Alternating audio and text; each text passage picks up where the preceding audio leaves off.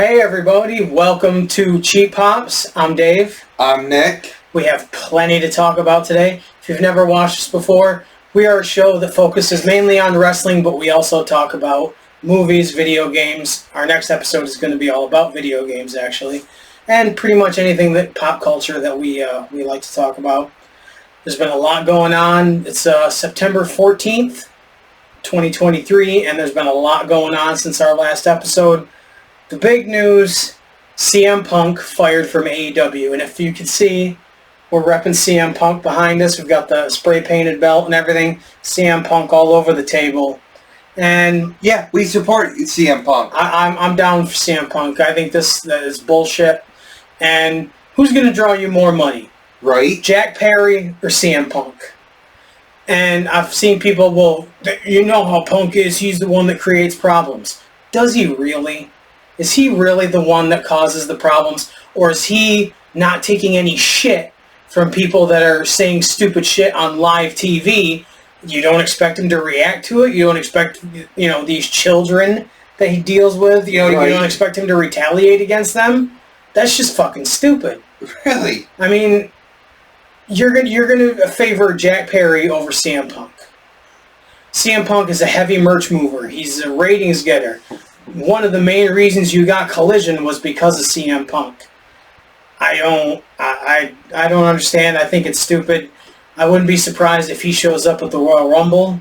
No, it wouldn't surprise me one bit. He'll get a Roman Reigns type schedule, where he can just do so many appearances and stuff. And they'll make a shitload of money, and he'll get a huge contract, and he'll have a good time probably until somebody else pisses him off. Which, his attitude coming in. He doesn't take any bullshit. So why is it surprising when he acts out? I think that's just fucking dumb. Right. But one person gets fired, another one comes back. Nia Jax is back in WWE. Who thought this was a good idea? Who needs Nia Jax? I don't remember seeing anybody, chanting for Nia Jax to come back or on social media wanting Nia Jax to come back.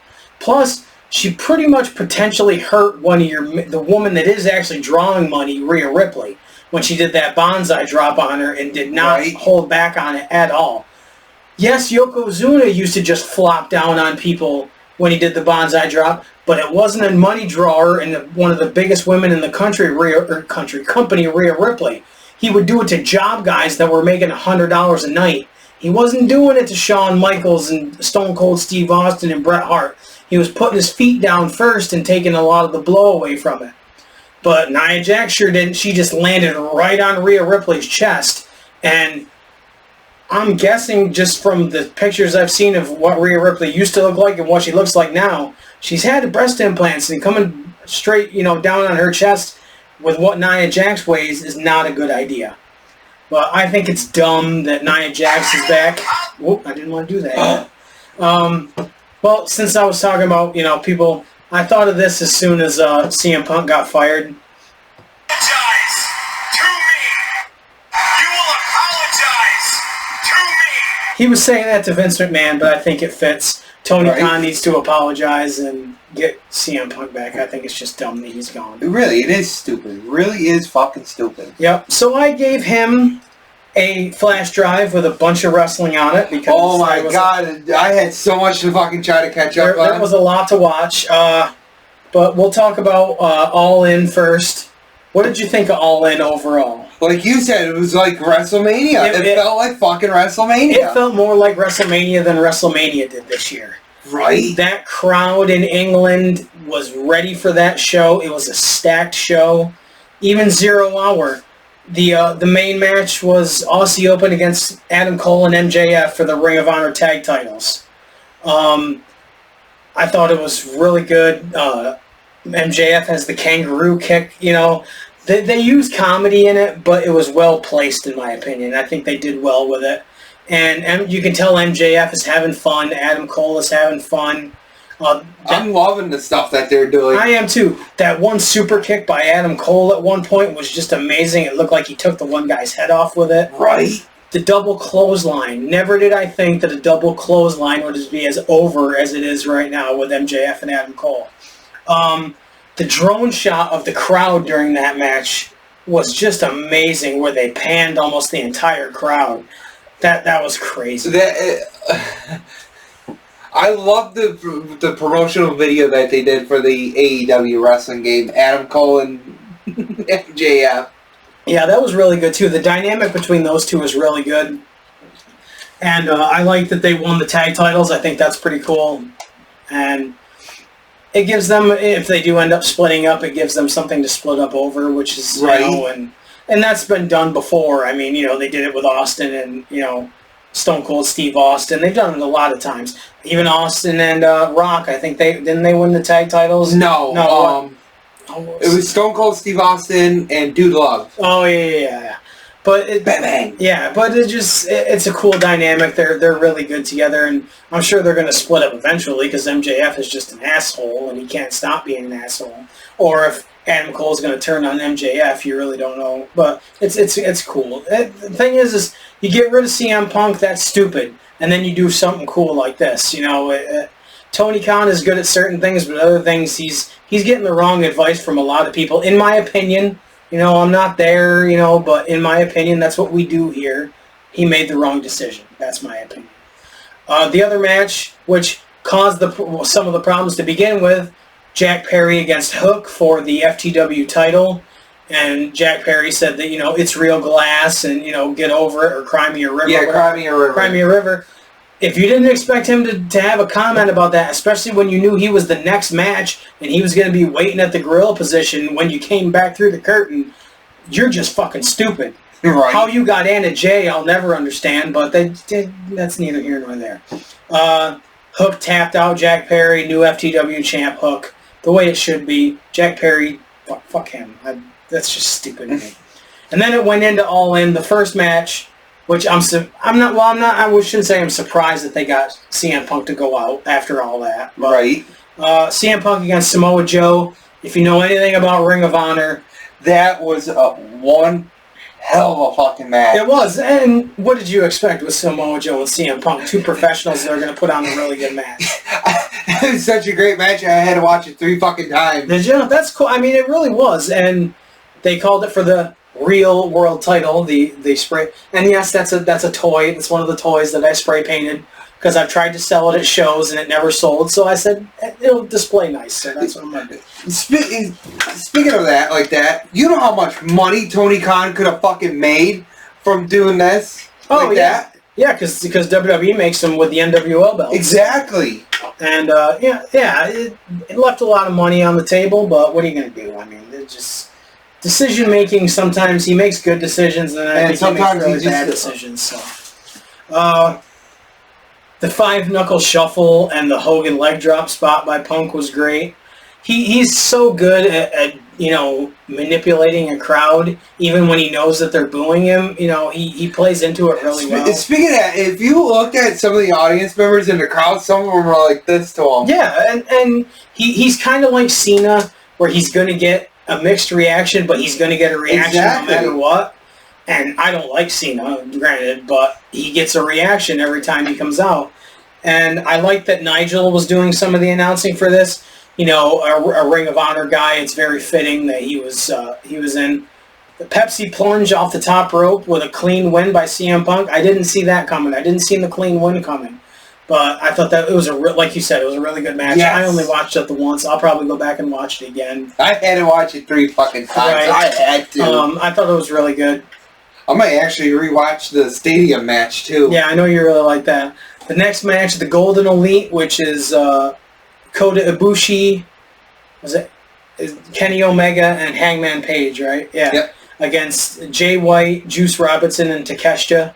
The gold Bullet Club or Bullet Club Gold. I want to get one of those shirts. I think the Bullet Club Gold shirts. Dude, really cool. the shirt that we got from the Pro Wrestling Crate was awesome with him on it. Oh, with Jay White? Yeah, I'm saving that for when I go on vacation. I'm going to wear that down in Florida.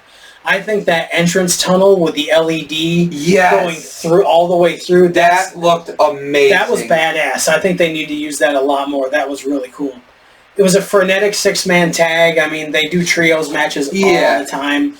It was too long, in my opinion. Way too long. And like I said, just to catch up on some of them, I was like, Yeah, the one just skip through it. But the one I did watch was the CM Punk Samoa Joe match, and especially that fucking stadium match. Right. Takeshita got the roll up for the win. Like I said, it was a frenetic. It was, it's typical of AEW trios matches. Yeah. I don't like to be like, but it's the way it is. FTR against the Young Bucks was next for the AEW tag titles. That was pretty good. I really like the Northern Lights German suplex exchange with Dax and Matt. It looked like a struggle. It shouldn't always be smooth. Right. It looked like they were really trying to fight each other to get the move. It wasn't just this smooth transition every time, which I like. I was really surprised that FTR retained the belts. And I did not see that coming. I think that's amazing. It shows that the Young Bucks can do business. They can put their personal shit aside, and they can do business. They can do what's best for the company, even after all that shit that happened with CM Punk last year. Right. So I think that's good. So would you say Stadium Stampede was your match of the night? Yes. I would have to say the second match of the night was MJF and Adam Cole. Okay. All right. It's Best Friends, Orange Cassidy, Eddie Kingston, and Penta against the BCC, Santana, and Ortiz. It was crazy. It was everywhere. It was everything. They couldn't even keep up with all the camera shots.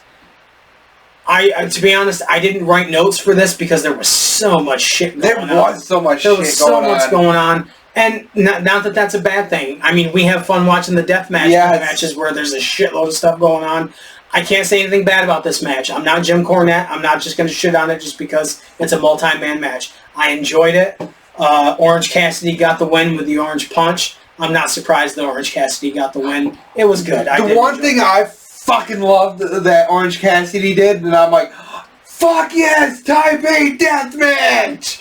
Oh, with the broken fucking glass. Yeah, I forgot about that.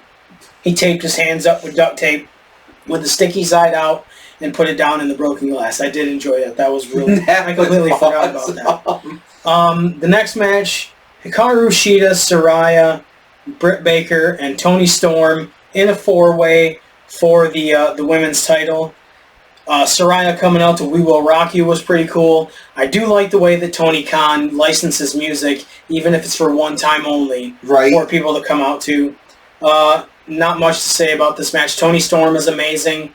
Britt Baker is still... I don't know if she's... I don't want to say she's like a lot like Charlotte Flair, but she just seems like she's kind of going through the motions and has trouble figuring out what she's doing. Yeah. Sheeta's good. Saraya's a pro. Saraya won the women's title in England. Can't say I'm surprised about that. Not really anything to write home about. It was your hometown. You should win it. Most of the time, and that crowd, you wanted happy. Yes, you wanted that crowd to be happy because it was such a great atmosphere. Can you imagine if that was the Philadelphia crowd and that was her hometown and she fucking lost? Oh, I know. Oh, fuck. Right. The next match was the coffin match. Leading up to it, Joker Sting came out. Yes. That was really cool. He's done more in, 2 years in AEW? Yes, than he had has his entire WWE run. They could have capitalized with him on so much, and all they used him for was licensing. They just used him to sell merchandise. All they wanted to do was show, oh, look, we're going to dump on another WCW guy. Yeah. Like, we ruled WCW, and they were garbage. Right.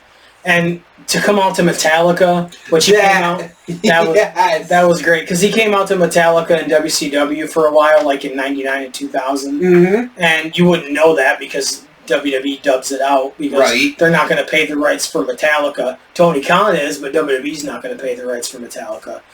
Swerve Strickland and Christian Cage against Darby Allin and Sting. Sting doing the leg drop through the table. He had to do it twice, from the apron to the floor, on Swerve, which was pretty cool.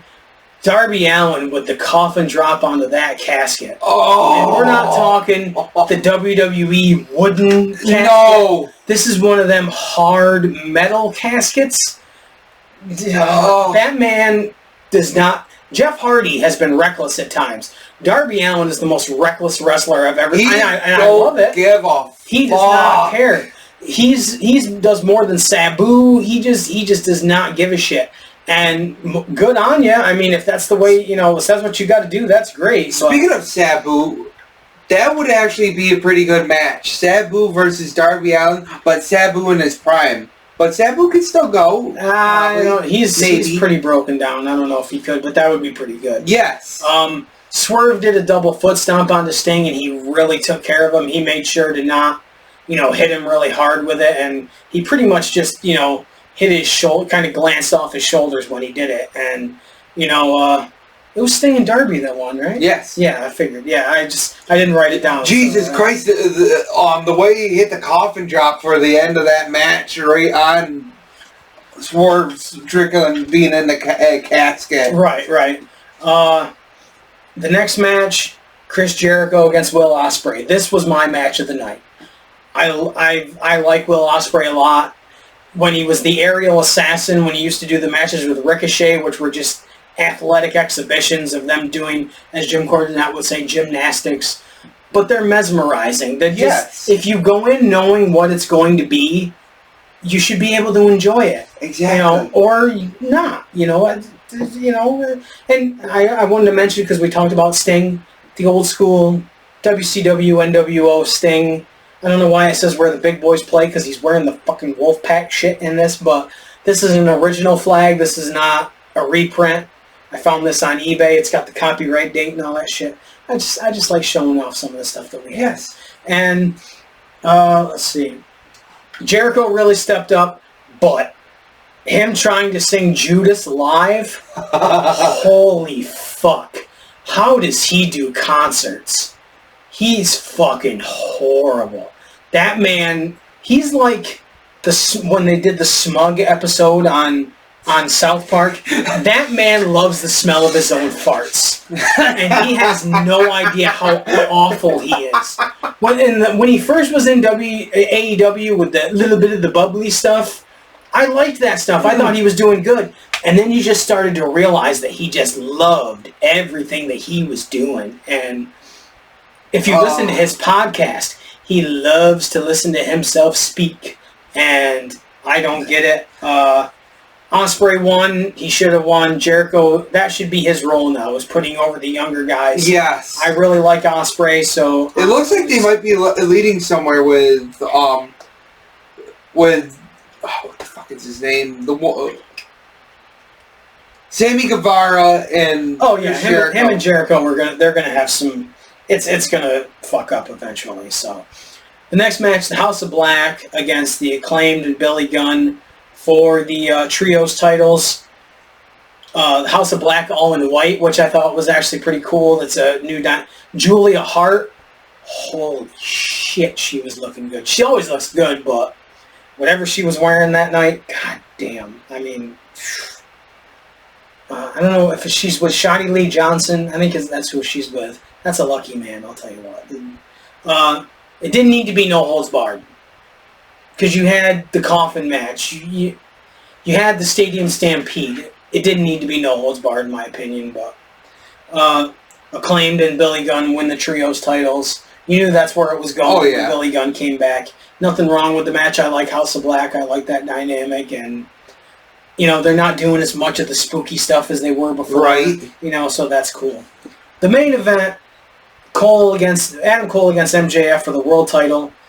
They got the crowd chanting sportsmanship. They did a handshake, all that stuff. Then temper started to flare. MJF did a thumb to the eye. Like I said, this has to be my second match of the night right here. Yeah, it was really good. I would say, probably mine too. Amazing match. Told a great story. It went slow in spots, but they really picked it up when they needed to. Great finale with the hug. MJF ended up winning. But that was awesome when he goes, you still, with the tag team titles, and he goes, is that what it's all about? This? And he fucking threw the belt at him. Like I said, it's telling a great story. Yes. And that they're really paying things off really well. I really like the way they've done that. So I would have to say, in my opinion, this is in my top 5 pay-per-view events of all time that I've ever seen. if they really want to swerve the crowd,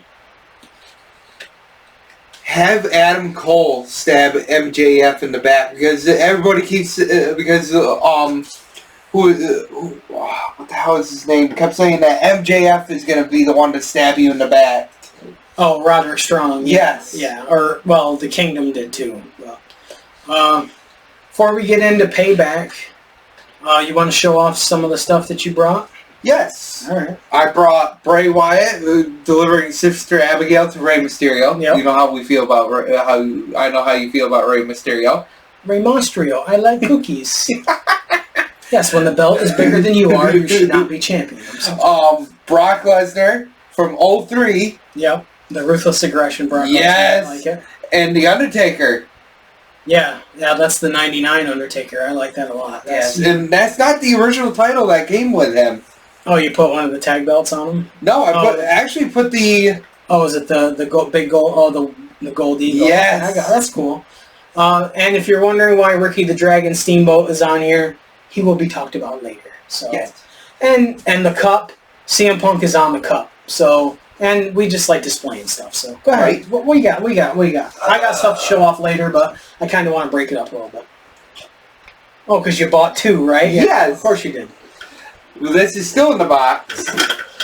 The Ruthless Aggression. Brock Lesnar. And that's the thing is Mattel does really, really good with their stuff, and then they do really, really shitty ones. Yes. It's weird. This is, I haven't found a bad one of these yet.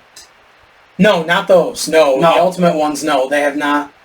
See, my thing, too, is like, who's changing the heads and the hands of these things? Like, I guess if you're playing with them, like your kids are playing with them, they do that. But if you're displaying it and you're taking the heads off, and I don't get it. I mean, if you get multiple ones that you want out of the box to look different, right. Yeah, I get that. Then yes. What else you got there? I got to get a tray down here for you because you bring some good stuff with you. I picked this up for $10 off from Amazon. The walkthrough guide for Resident Evil 3 remake. Oh, okay, that's cool. Not bad for $10. No, that's not my kind of game, but that's cool. I like that. I figured I wanted to try something new, so... Oh, yeah, no, there's nothing wrong with it. I want to save this for after.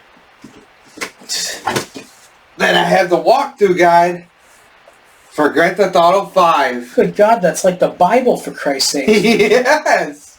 Good Lord. That's... Okay, well, that's crazy, but okay. Then, South Park, The Stick of Truth.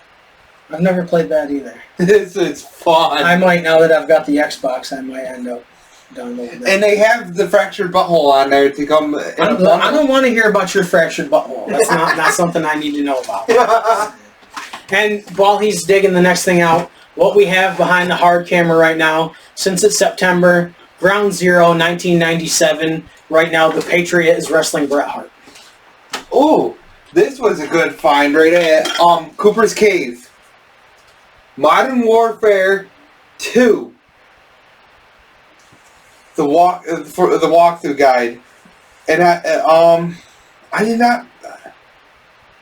I don't think I paid that price for it. Yeah, man, those are huge walkthrough guides. Yes, that's they are so elaborate. A lot of the games are. Jesus, now. that's probably got more code in it than the game does. For God's sakes. Then, Batman Beyond, Lego Batman 3 Beyond Gotham. Nice.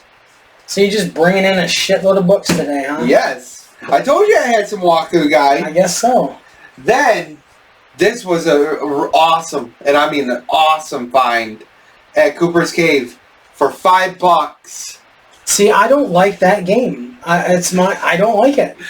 I wish I could have found Vice City. Right. I would have got the Vice City one if I could have found it. Right. I don't like San Andreas. I love San Andreas, but for $5, I was not going to pass this up. No, I understand that. That's, you know. Then, I don't know, I can't remember how the hell I got this, but I'm so glad I did. SmackDown 2, Know Your Role. And this is still in the original condition I got it. Right? It's not like you're going to really display them. You know Exactly. what I mean? So it's, but I mean, the graphic, the detail in these. Right? I mean, they go through a biography of that's Michael Cole. I don't know why. You switched right to Michael Cole. It's just, they're so detailed, it's crazy. Oh my god, if you take a look at the back, look at that. The old wrestling... Yeah, the Jax, advertisements and stuff. It's You know the funny thing is? You gave me all three of them. Right? Yeah, I did. That's true. I did give you all those. You got anything else there? Yes, I do. Oh, boy. Should we give a shout out? It's like he's moving in every time he comes over. Should we give a shout out to... Yeah, well, yeah, because I'm going to talk about it as well. We went to Retro Game Hoarders in Whitehall, New York. First time he's been to this store. I've been there a couple times in 1 week, actually, once I found out about it. I went up. Well, you show your stuff off first, and then I'll tell about mine. And I'll separate the stuff that I did not find up there. This is what I found up there. WWF 1 SmackDown. Yeah, this is for SmackDown, yeah. Then, like I said, I'm glad I had the walkthrough guide. Now I own the game again. SmackDown 2, yeah. Yes! Yep. Then this is the one that you fought me for. Yeah, because when you showed it to me, you were like, "Oh, look at this," and I'm like, I thought he was handing it to me like, "Oh, look at this, you'd want it," and he's like, "No, it's mine." I'm like, well, why'd you fucking show it to me then, you douchebag? WCW Nitro. Yeah, that's really cool. I want to find a good copy of that. And the guy that owns the store has a buffing machine, and he buffed out the scratches and the fingerprints on him, which is really cool of him to do. He didn't, and he gave you a free memory card because you bought a PS2. And he actually knocked $3 off and that's the cool. price. Nice. And this just brings me back to the childhood of playing with both my brothers and us, not on the PlayStation, but on the N64. WCW Mayhem. Yeah, that was a good game. I still remember it to this day when you fucking loaded that game up. Folks, welcome to WCW Mayhem, brought to you by Electronic Arts. Yeah. Easy, calm down. You don't need to yell. There's a microphone on there. Is there a microphone? Yes. Should I deliver a pipe bomb? Oh my god, let's not. Then, to my actual personal collection, that wasn't from the store. Yeah. This one I got at GameStop a couple of years ago. WWF SmackDown, just bring it. Good game. Then SmackDown, shut your mouth. Yep. Oh, so many hours we played as kids on this game. I did so many damn hours. I would buy those games as soon as they would come out. Yes. I did. Yeah. Then I found this one up there in the mall. What was it? Play Again, is it called? Yeah. Play Again up there in the mall. It was $10 cheaper. Yeah. $35 right up there. That is not a bad price for this. No. SmackDown, Here Comes the Pain. Regarded as one of the best wrestling games of all time. Of course, No Mercy, is highly regarded as the best video game of all time. I had to say this is my favorite PlayStation 2 game of all time. Mine's Vice City, but I can see that. This I totally understand that. and this. These are my top two from PlayStation 2. No, that's cool. I like them. And they're in good condition, too. That's You're really damn cool. right they are. I'll show my stuff off in a minute, but I want to... did you watch Payback? Yes, I did. Okay. I'm not going to go into a lot of it because... I watched it right before I started work that day. It wasn't that great, in my opinion. Great opening video for Trish and Becky. That's the one thing they do, is they do really good videos. It was in a steel cage. Trish is looking amazing. Becky's looking amazing. I want to know, did they get together before the show and be like, let's copy each other's wardrobe, but not match that much? I don't... A lot of them look the same to me a lot lately now, but, what are you going to do? It was a steel cage match. You can't do blood. You can't do all the violence. What the fuck's the point of a I get that you don't want Zoe Stark to interfere, even though she fucking did. You don't want Trish to be able to run, even though she pretty much did. Right. No. The steel cage match does nothing for me anymore, unless it's the blood and guts they do on AEW. I prefer the old style blue cage. I know it hurt the guys a lot because it was iron bars. But I used to love the look of the old blue, steel cage that the WWF used to use. But it was mainly for the big guys to be able to climb like Bundy and Hogan and But speaking of the old blue cage, you got that. You can actually choose between the blue cage or the black cage in the wrestling game. Very cool. Every time an announcer says that John Cena is the greatest of all time, oh my god, I want to throw up. It's fucking horrible that he's the greatest of... Unless you're Vince McMahon, and I know Michael Cole says it all the time, but he doesn't really fucking believe it. John Cena is the greatest of all time. You talk to any wrestling fan over the age of 20, and you ask them who's on your Mount Rushmore of wrestlers, if they say John Cena, they have never watched anything other than WWE. Mm-hmm. That's all I'm saying. Yes, he was a great performer. Yes, he's been great on interviews. Yes, he's great on promos. Did I like when he used to rap and do all... Yes. But the greatest of all time? Fuck. No. In a world where Bryan Danielson, Samoa Joe, CM Punk, Undertaker, Shawn Michaels, and Bret Hart, and I don't even consider Shawn Michaels one of the greatest of all time. Ric Flair. Come on. Where all those people exist. Mick Foley. You're saying that John Cena is the greatest of all time. Fuck you and anybody that says it. Fuck you. I'm sorry. Cena was the special ref. He was the host of Payback, and he ended up being the special ref for Miz and LA Knight. LA Knight is so monsterly over. He's the most popular guy in WWE right now, bar none. Right. He's great. He got the win over Miz. And, of course, Miz bitched because John Cena ended up being the referee, and he favored LA Knight. Who the fuck cares? LA Knight's over. He should have won. The only other thing I want to talk about for Payback, the Judgment Day won the tag titles. Yes! Fight.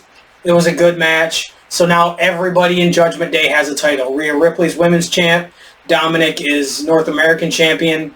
And Finn Balor and Damian Priest are the tag title champions. And Damian Priest still has the Money in the Bank. Speaking of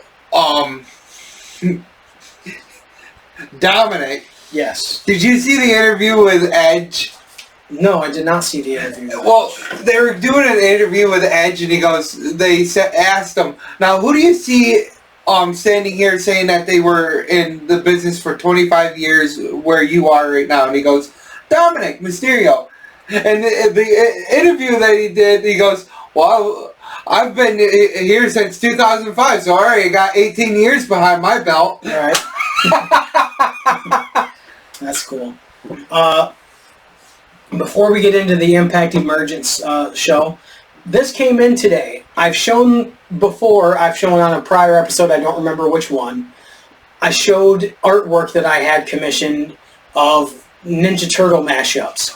One of them was Michelangelo and Spider-Man, with Michelangelo using the nunchucks to deflect Spider-Man's webs. My favorite, well, I'll go to the other one. The other one is Raphael and Elektra, who both use size, and they're, off against each other. I did Wolverine and Shredder, both with the claws. And, of course, my personal favorite, I had this in my brain, and it came out perfectly when he did it. Donatello using his bow staff to block a cane shot from the Sandman. And these only have a little bit of color in each one. In the Sandman one, the only color that's in it is the ember on the end of Sandman's cigarette, and then Donatello's mask. I had Sandman sign it, and then a former friend of mine went to a Comic-Con and had the original voice of Donatello from the first movie and the third movie, Corey Feldman, sign the Donatello part of it. I'll show it eventually. But the other one that I had was Leonardo and Beatrix Kiddo from Kill Bill. They both used katanas. I thought it was cool. It fell off the wall at one point, and the glass broke, and it tore through the artwork. So I asked him to do another commission and to do something different that I thought, since they both use katanas, Leonardo and Deadpool. Yes! I think that's badass. And since it took him so long, I believe this is why he did it, because he hasn't done this before. Since it took him so long to do it for me, he made it double-sided with the hand of Leonardo and the katana slicing through Deadpool's sword and his head. This is badass. Yes. I am going to display this with glass on both sides so I can flip it around and display it however I want, whenever I want, because this is fucking badass. That is fucking badass. The artist his name is Ryan Butt. Yes, Butt is his real last name. And he's a great artist. I met him at a Comic-Con years ago and had him do I don't remember what the small piece I had him do for me at the Comic-Con itself, and then I commissioned these pieces. And it's better than I could have imagined, and the back piece with Deadpool with his head sliced open is really fucking cool. I'll have to post a link. I believe he still has a website, and I will post a link to it. I love that, and I can't wait to finally display all of them together. Before you show it off, yes. We were just talking about this, too, the other day, when I sent you that commercial of Hulk Hogan. How much shit... Yes, this is an ongoing series. Yes, how much shit did they put Hulk Hogan on back in the 80s and stuff? This is the ongoing series. What the fuck did they put Hogan on this time? Yes. First it was the camera where his image is on every picture of the camera. Right now, a watch. And granted, what company didn't put their characters on watches, but it can't just be, Hogan standing there in his bandana. Nope, it's him tearing the fucking shirt off. And I'll post a picture of this on our Facebook and our Twitter. It's just amazing that it's from 1991. They put him on so much. Right? Stuff. It's just crazy. Speaking of collaborations, yes. Should I show off the new one? Yeah, show off. I got a new tattoo done. Just don't knock the table over. Get it in the camera. There we go. Pikachu as Joker. That's really cool. And his girlfriend got Pikachu as Harley Quinn. Which Yep. is really cool. I plan on getting more tattoos, but... And we are planning on getting matching tattoos. Yes, because we consider each other brothers. Yes. Not blood related, but we're going to get brothers in Japanese. Yes. And his brother, who I also consider a brother, is going to get it as well. So that way all three of us have it. Yeah, exactly. We're going to get into Impact. If you haven't we've said this so many times. If you don't watch Impact Wrestling, you need to start because it's fucking amazing. I have to say... Yes. My favorite match from, if we're allowed to talk about it, Victory Road was PCO. I have not watched the full thing yet, so we will do that on the next episode. Okay. But I know that Bully Ray against PCO was your favorite match. Yes. And we will get into that. Emergence.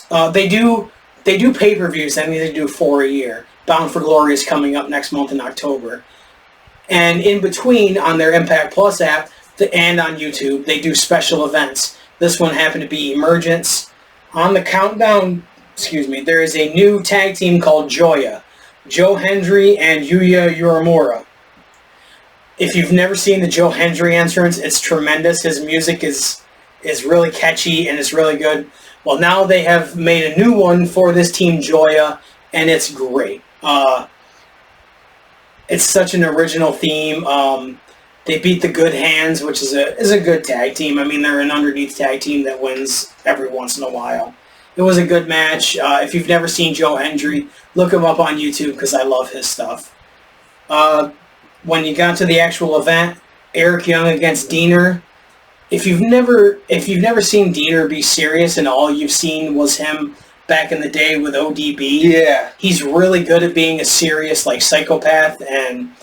That's the thing is they kind of got a little bit too many psychopaths on Impact right now. They've got Diener, they've got Crazy Steve. Crazy Steve is a psychopath now, and PCO's kind of out there. Yeah, so it's it was no DQ. They used ladders, they used staple guns, cookie sheets, standard for hardcore matches. Eric Young got the win. Nothing really,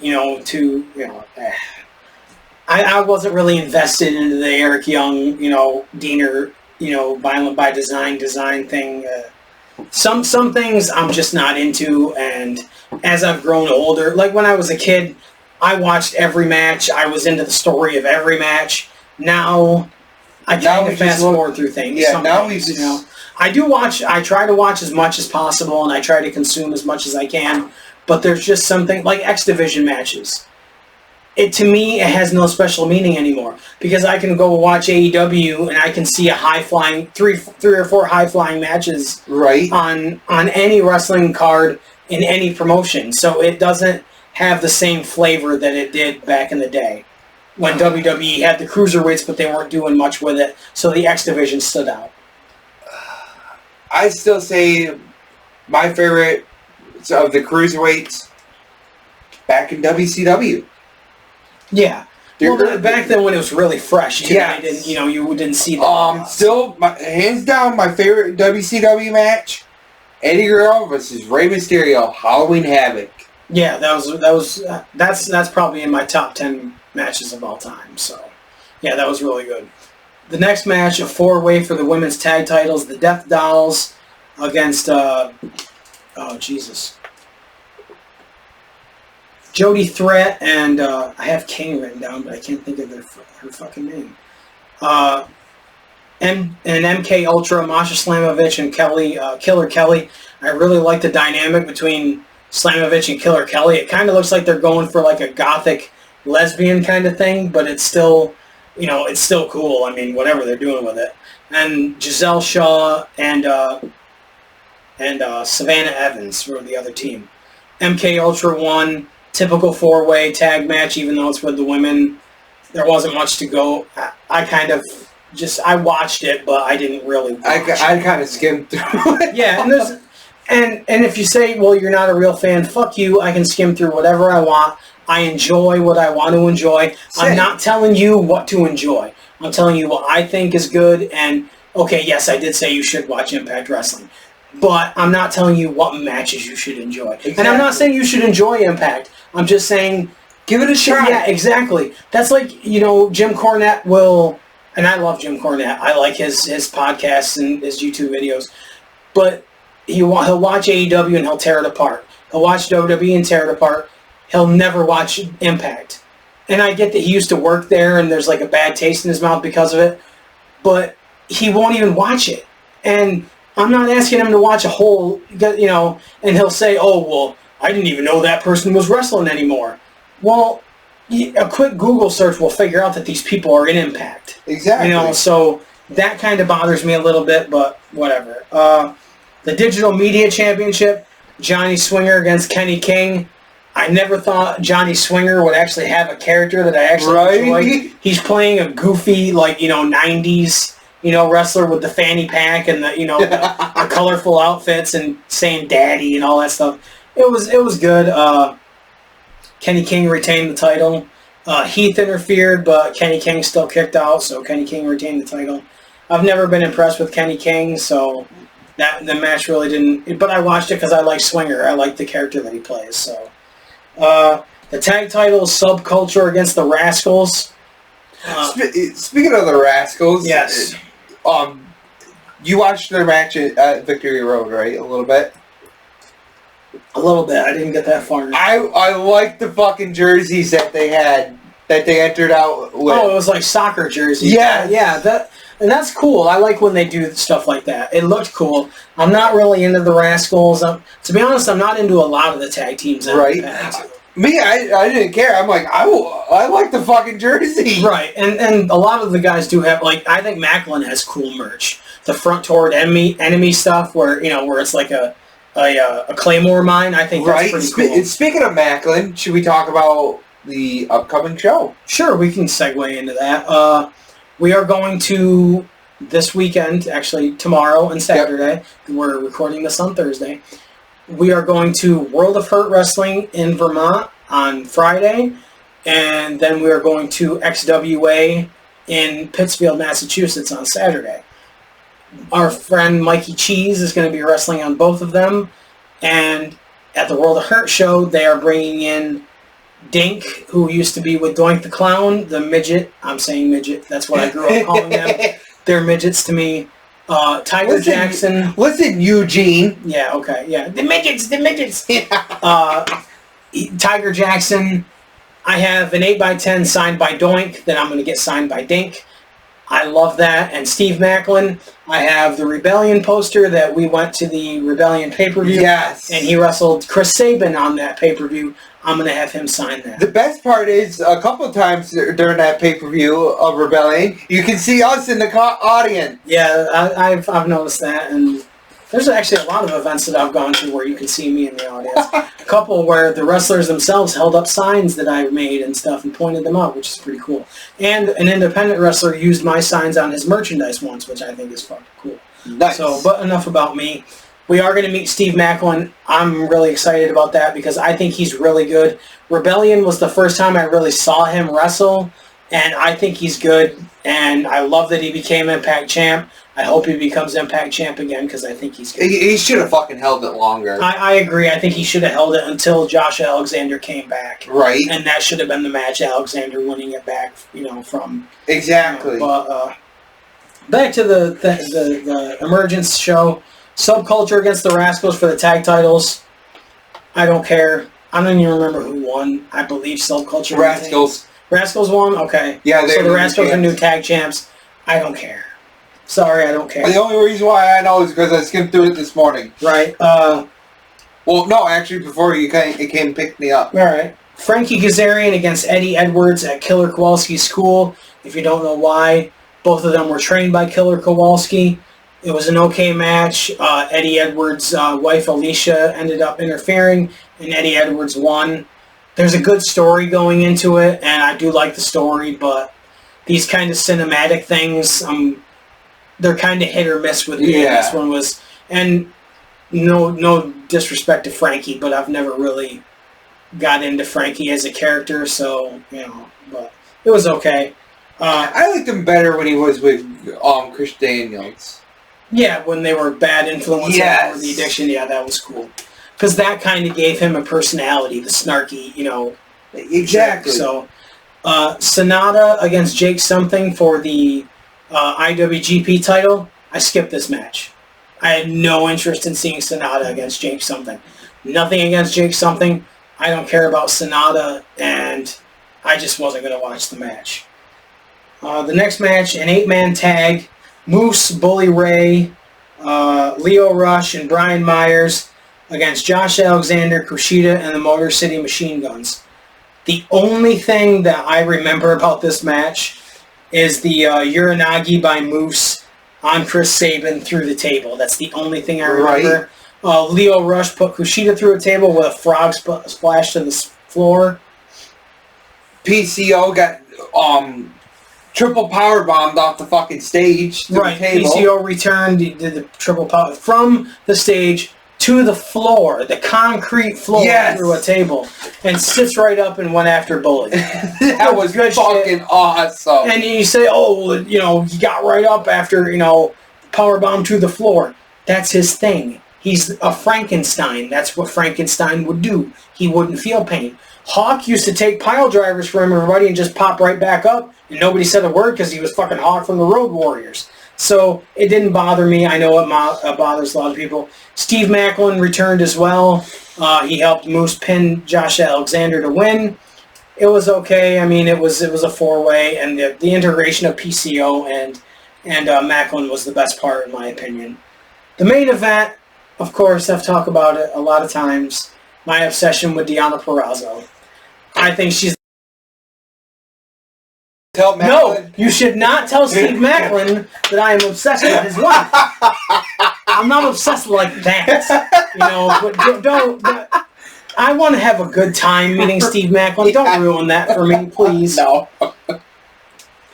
I think she's the greatest female. I gotta bust your balls. Yeah, I know, but please don't do that, please. No. It was the main event. I like when the women's matches are the main event if they're going to be good matches.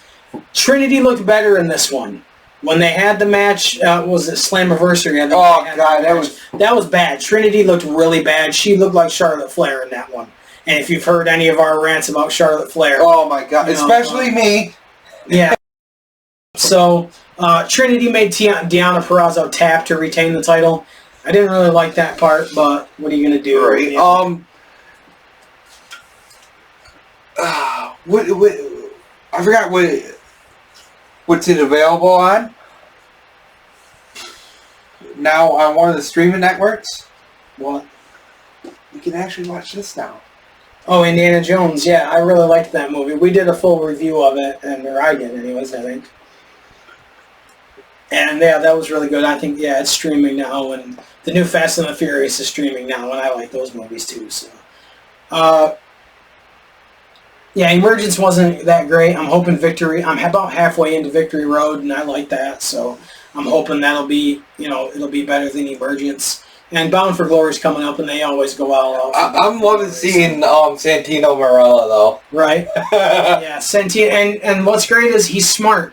He waited for the copyright to run out, and he copyrighted the name Santino Marella, the Cobra, the hand sock that's actually the Cobra, all his moves, his character. He copyrighted all that. WWE let that copyright lapse. So that was smart of him. That's what people know him as. So for him that's really smart. And the fact that WWE let that lapse just shows you how stupid they are, Right. So, of course, talking about WWE, the big news, they were on the New York Stock Exchange. The merger went through. Well, the sale went through. WWE and UFC bought by Endeavor. They've merged together. $9 billion, the net worth of, WWE now. And they're talking about, WWE and UFC doing, like, pay-per-views on back-to-back days and shit like that. And I don't care, and people were like, oh, I never thought Vince would sell it. He's still in control of the fucking thing. Really? He's still doing creative, and if you've watched Raw and SmackDown lately, you can tell that Vince's imprints are all over it. Hence why Nia Jax is back. Exactly. But, we'll talk more about WWE and... I tried watching SmackDown and Raw, and I fast-forwarded... Can Vince just go away forever? No. Let Triple H take over? He'll never go away, and that's the sad part, It was so good when he was gone for, 6 months? It was great, but, I think I'll go through what I have to show off now. When we went to the video game store, I went in solely to buy a Super Nintendo console and maybe a couple games. But this dickhead decided to point out some games. Now this is the first game that I saw and that I really wanted. If you like beat 'em up games, Bad Dudes for the Nintendo Entertainment System. It's kind of like Double Dragon or Streets of Rage, pretty much the same thing. But I love these games, so I bought that. I think it was like $5. I took the tag off it. This one... And you left the tag on it, good. Yeah, WrestleMania, the arcade game for $9 on the Super Nintendo. We will be playing this on our video games episode, which is going to focus mainly... Our next video game episode, which is going to focus mainly on old school wrestling video games. This one was in the case. It was glass case. And ECW Hardcore Revolution. I think I owned this at one point and then ended up selling it when I needed money. So I'm glad to get it again. This was 15. And I own that one too. This is the one that Dickhead had notice on. And granted, we had said to each other, if you see this game, let me know because I need it. He showed it earlier. SmackDown, Here Comes the Pain. $45. You fucking asshole. I was not planning on spending that much money that day, but it's cool. Hey, even the guy said I can set it aside for you. Yeah, I know, but at that point I wanted it and I didn't want to risk him actually selling it to someone. Right. This one I like and I'm glad they found it. WWF Warzone for the PlayStation for $9. And he really didn't have to go in the back. And no, he didn't have to have his wife go back and find more wrestling games. Because I wanted them to look for WCW Nitro because this asshole bought one and I wanted one. But they found Warzone, so that's happy. This one I saw on a shelf while he was looking through games, and I am so glad. And I traded in some games and got credit, And the $40 credit that I got for my games paid for this. ECW Anarchy Rules for the PlayStation. I love this game. I still think that's the best ECW game that they did. Yeah, I would agree. And to find it, I mean, granted it was $40, which sometimes can be kind of steep for games, but... Then after you found that, that's when I found SmackDown. Yeah, that's when you found Here Comes the Pain. And nothing to do with wrestling, but I wanted to show this, because I am going to start working on this.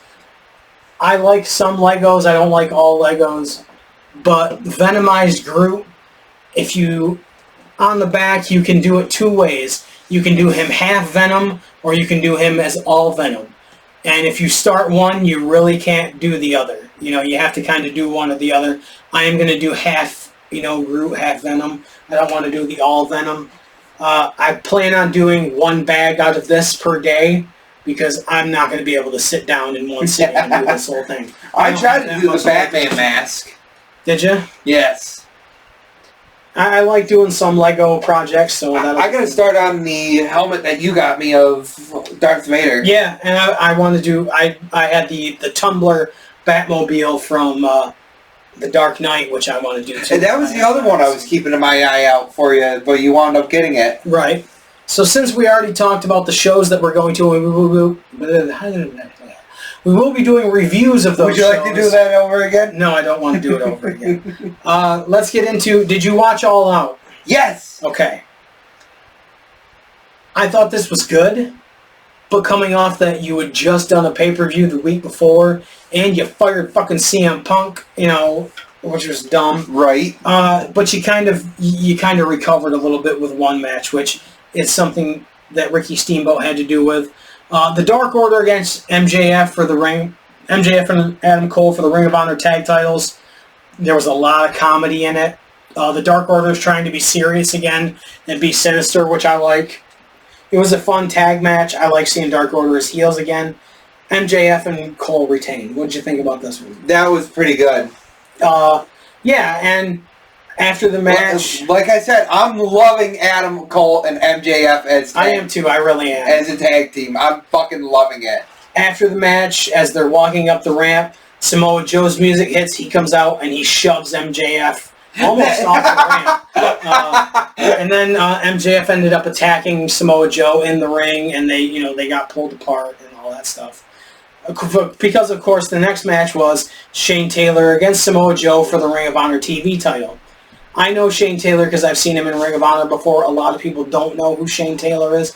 It was a good match, hard-hitting match. I love the hard-hitting matches. I do too, and Samoa Joe ended up tapping out Shane Taylor. No big surprise in my opinion. I mean, if you expected Shane Taylor to win, you haven't been watching wrestling very long.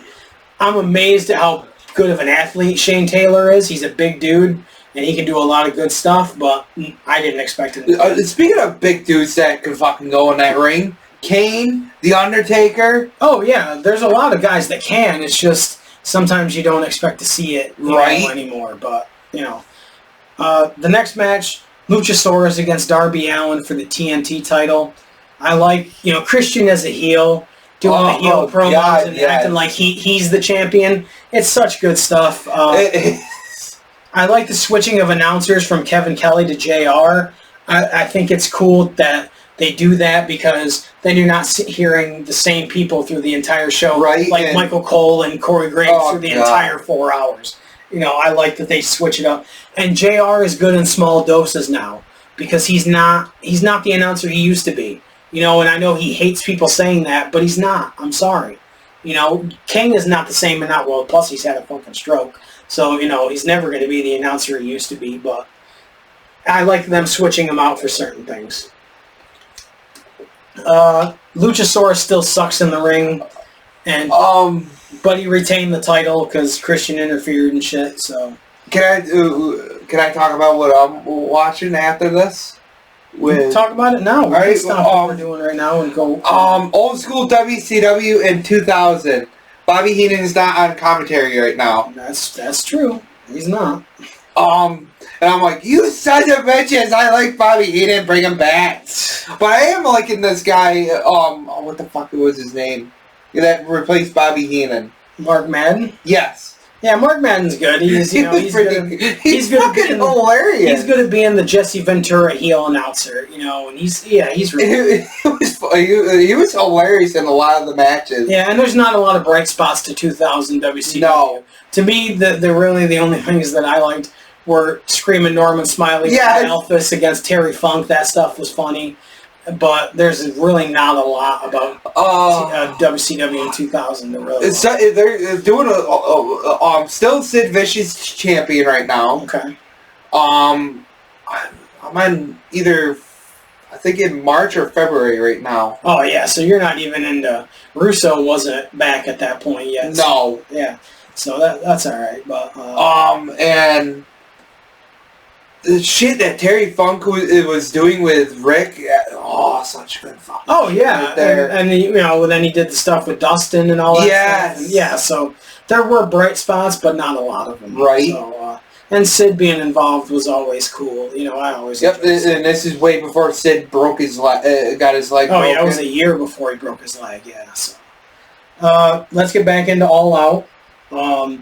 Darby Allin against Luchasaurus. It was okay. Nothing I really, Yeah. Darby Allin's fucking crazy. And the next match I really enjoyed.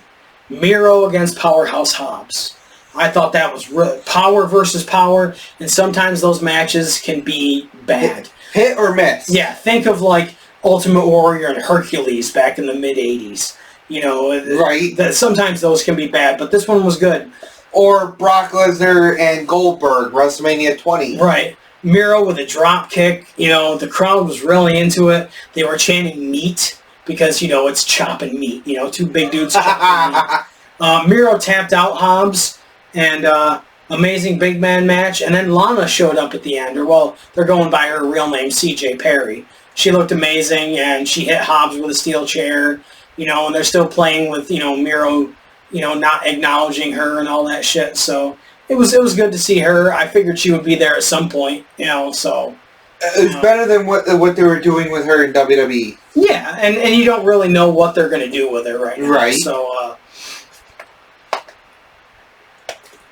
sorry, I keep getting lost over what's I know, on the hard cam. You get lost walking down. Hey, I love the old stuff. You know me. I do too. And stop yelling. Jesus, you're going to wake up the freaking neighbors. The next match, the TBS title, Ruby Soho against Chris Statlander. I really like Statlander, and I've always liked Ruby Soho. I think she's a great wrestler. They just don't know what to do with her. They're never going to do anything with her. She's in this group with Toni Storm and Saraya as the Outcasts. I'm surprised she didn't go back to WWE because she's got more friends in WWE, but maybe she likes the schedule and all that. But right. Solid women's match. Toni Storm cost Ruby Soho the title. But Toni Storm's been playing crazy lately, so it's not, out of the realm of possibility for it to happen. Jesus Christ, there's The Rock. Yeah, back before he was really The Rock. Right. The next match ties into Ricky Steamboat.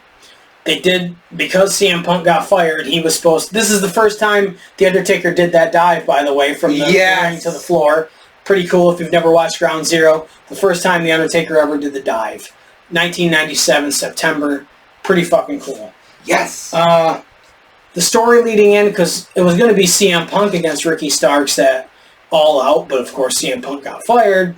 So, if you know, Ricky Starks had whipped Ricky Steamboat with his belt, and Ricky Starks comes out on Collision and challenges Ricky Steamboat to a strap match. Or maybe he did it on Rampage, and then they announced it on Collision. Yeah. And Ricky Steamboat comes out on Collision and says, yeah, you can have a strap match against the Dragon. And Ricky Starks signs it, because the contract says the Dragon. It's Ricky the Dragon Steamboat. Well, Steamboat brings out the American Dragon, Bryan Danielson, who was returning from a broken arm. And the crowd goes crazy. And so they Bryan Danielson signs the contract as the American Dragon. The Dragon against Ricky Starks, strap match at All Out. So great story leading into it, and they only had a day to do it. Which is not bad. No, it's not, especially after you fired CM Punk. You had to do something. I knew it was going to be a good match, even though it was a strap match. Did you see the promo that Daniel Bryan did? No. The last time I was in a strap match was against somebody I loved. Oh, no, I didn't see that. Yeah. No, I didn't. That was a great interview that he did. I don't watch everything, but... well, I get it mostly from Facebook, so... Right. Steamboat came out for commentary, which I thought was cool, and he ended up getting involved in the match. Danielson came out to Final Countdown, which if you've ever watched any of his Ring of Honor or independent stuff, he always came out to Final Countdown. But Tony Khan's only licensing it for pay-per-views. He's not coming out to that, at other events like TV and stuff. So that's pretty cool. And it gives the crowd the chance to, say, yell Final Countdown at the one point in the song. There was a lot of 6 shots with the strap. They were really, if you want to talk chopping meat in the other match, they were chopping the shit out of each other with that strap. It looked brutal. Brian Danielson got the label lock and then choked Ricky Starks out with the strap. Starks never tapped, which is great for a bad guy. He can say, I never tapped out. I passed out, I never tapped out. Great match. If you've got to watch these things to really, get the full... But it was really good. I mean, Danielson's always going to put on a good match. It's been said before, he could wrestle a broomstick and it'll be a good match, kind of like Flair. The next match, Claudio Castagnoli. Well, actually, Ric Flair did wrestle his jacket in WCW. That's true, he did. Claudio Castagnoli and Wheeler Yuta against Eddie Kingston and Shibata. Eddie Kingston wearing the Claudio Sucks Egg shirt as a tribute to Terry Funk is great. Eddie Kingston is great at everything he does, in my opinion. Yes. I first saw him in Impact when he was with the DCC with Bram and James Storm, and then he was with the new LAX, Santana and Ortiz. So I like that stuff. He's one of the best talkers in the business. He's up there with Paul Heyman, in my opinion. He's amazing. He did that spinning back fist by Shibata. He pretty much almost knocked the fuck out of Wheeler Yuta. I thought he had legitimately knocked him out. It was crazy. Speaking of PlayStation, yep, it's going with the Ground Zero pay-per-view has finished on Peacock, and it went into the Bad Blood pay-per-view. So if we go back to All In, the stadium match, yes. And you brought it up so many times on where's what the fuck is his name? I was waiting for him throughout that whole fucking match because of you. Because you said you looked like Superhuman. For him to say fuck this shit. Yes. I'm like, please say it, please say it. It wasn't my thing. I didn't come up with that. I heard it, and he does look like fucking Superhuman. I cannot unsee it. No, you can't. You can't. That's who he is. I want to hear him say it once. Right. At least once. To me, the match of the night. This was the match of the night. Kenny Omega against Kenosuke Takeshita. I'll get it right at some point. Omega landed right on his head in a suplex at one point. That was pretty bad. It just hurt me just seeing it. Right. I understand Jim Cornette and people like him hate Kenny Omega. I do enjoy his matches. I don't like his promos and all that shit, but I do enjoy his matches. Right. This was the match of the night to me. Avalanche Blue Thunder Bomb by Takeshita off the top rope at one point. That was... I'm sorry, am I boring you? Jesus. Match of the night, in my opinion. Great back and forth. I was not expecting Takeshita to get the win. I thought that was really cool. He is a guy that they need to elevate, and be honest, Kenny Omega's time is kind of winding down. Yeah. So, I think that's really cool. Match of the night, what'd you think? It was pretty damn good. Yeah. The one thing I did not realize until they were going through the backstory of like Chris Jericho and stuff was I didn't realize it that what the hell is his name? He used to be with Kenny Omega before he stabbed him with Don Callis. Yes. Was Cyrus the Virus in ECW. Oh yeah, he was. Yeah, he was a great commentator. Because I always kept staring, and I'm like, I know him from somewhere. Where the fuck? And now he's got the bald head, so yes, so I can see how that would throw you off. And then finally they were and I'm like, no shit, it's fucking Cyrus the Virus. Yeah, that's cool. And he's good in AEW. He's good Yes. as an asshole. He's with Takeshita right now, so that's pretty cool. Like I said, I was surprised Takeshita got the win, but I think it was the right move. Right. The next match, Bullet Club Gold against the Bucks and FTR. With Bullet Club Gold now is Juice Robinson, Jay White, and the Guns. Austin and Colton. I like that dynamic. They're really good. I like Jay White. When Jay White was first in Ring of Honor, I did not like Jay White. But once he went to Japan and he started being in the Bullet Club, I really started liking Jay White. And of course, everybody talks how good Juice Robinson is. I think he's a really good character. Speaking of Animal, there he is. Everything. Well, we were talking about Hawk. Hawk and Animal there. Yep. It was a frenetic match, lots of high spots, which I'm not surprised with the Young Bucks being in there. They did a lot of cool interplay with FTR and the Young Bucks playing off of them not liking each other. Bullet Club Gold got the win, so that unexpected, I think, but FTR and the Young Bucks can't win everything, so right, and they're trying to build up Bullet Club Gold for stuff too. So the main event, I can't believe this is the main event, and I don't want to sound like Jim Cornette, but I'm gonna. Jon Moxley is fucking horrible. He's fucking horrible, and him against Orange Cassidy. I got to admit, I'm coming around on Orange Cassidy. I like Orange. I do like Orange Cassidy. He's not doing the hands in his pockets all the time like he used to, so, he still does it, and he still does the kicks, but he's been doing more in his matches, so I have enjoyed it. He did a lot in that stadium match. Yeah, and there was lots of fight by Orange Cassidy in this match, fighting back against Moxley, so that was cool, but it was not a great match. And Moxley won the international title. So he's got a belt and he can come out and do his entrance. And I don't like Moxley. When he was Dean Ambrose, at least he was entertaining in my opinion. Now it's just, I don't like it. And for that to be the main event, I think, I think what should have been a main event was Kenny Omega. And Takeshita? Yes. I could see that. Or even if you were going to do something with MJF and Adam Cole at the end. Exactly. But, and I get that a lot of the crowd likes, Jon Moxley. I just don't, so, Well, since you're bored, I guess we'll wrap this up. I was planning on wrapping up. Yeah, no, I'm just tired. We will be doing a video game episode, and we're not going to talk about wrestling as much in that one. We're mainly going to be talking about video games, and then we'll be doing a full episode where we will talk about Victory Road and if WWE does anything, and I believe AEW's Grand Slam is coming up, and that's a big event, so we'll do that. And I will bring on some video game characters. Yes, I have some too, so... Yes, I can bring on the Joker from the Mortal Kombat. Okay.